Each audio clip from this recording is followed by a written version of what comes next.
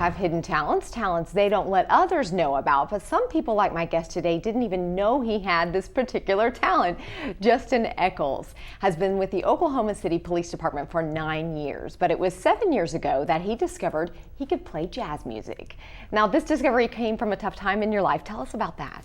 Absolutely. I'd been activated during Operation Iraqi Freedom, and my initial job was to train military policemen.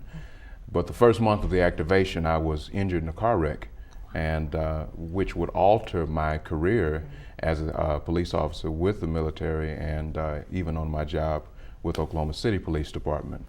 And so out of that event, where my spine, was damaged, and I was having to really be conservative about the amount of activity that I was involved in. I kind of sat down at the piano as a way of relaxing and trying to get some sort of therapy, which was an amazing opportunity for me to spend time, just having a hobby. I was typically too busy for stuff like that. And that's what I was going to ask you. How was it therapy for you? Playing music it's with any art is very expressive. So you can create emotions through your music, whether it be joy or pain or anger. All of these things can be articulated through an instrument.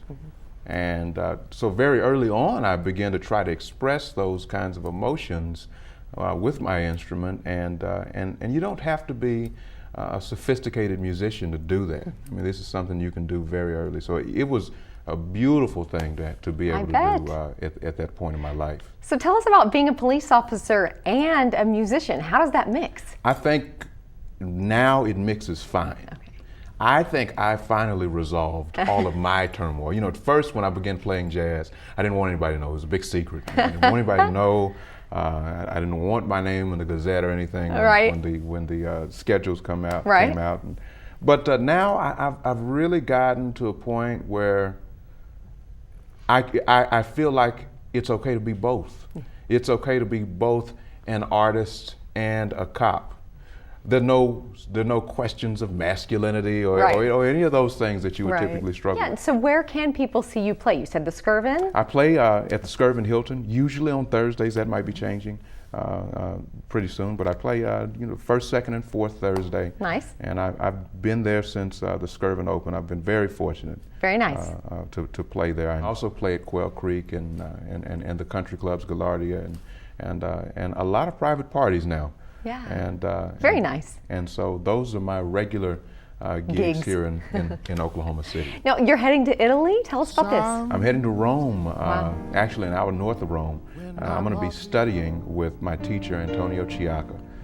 Who's out of New York, who's out of New York City at Jazz at Lincoln Center. I was fortunate to be in a situation where I can study with a fabulous pianist, Antonio. So he invited me to go to Rome and to study at workshops that are going on during the Tuscia Jazz Festival there. Now, do you have a website that people can find? Yes, my website is jazz405.com. Very nice, I love it. Yes, jazz in Oklahoma City's area code. Yes. So jazz405. And my website, I try to explain, exactly what I'm doing and updating. We're in the process of doing a new website, new photo shoots and everything coming out. But your schedule's on there, so people. Well, my schedule will be on there, and even better way is, believe it or not, Facebook. Isn't everybody on Facebook? Yeah. Facebook is the best way. Go. I try to nurture a fan base. Yeah, on Facebook, so Justin Echols. Yeah, so Justin Echols. There we go. Well, thank you so much. Thank you so much.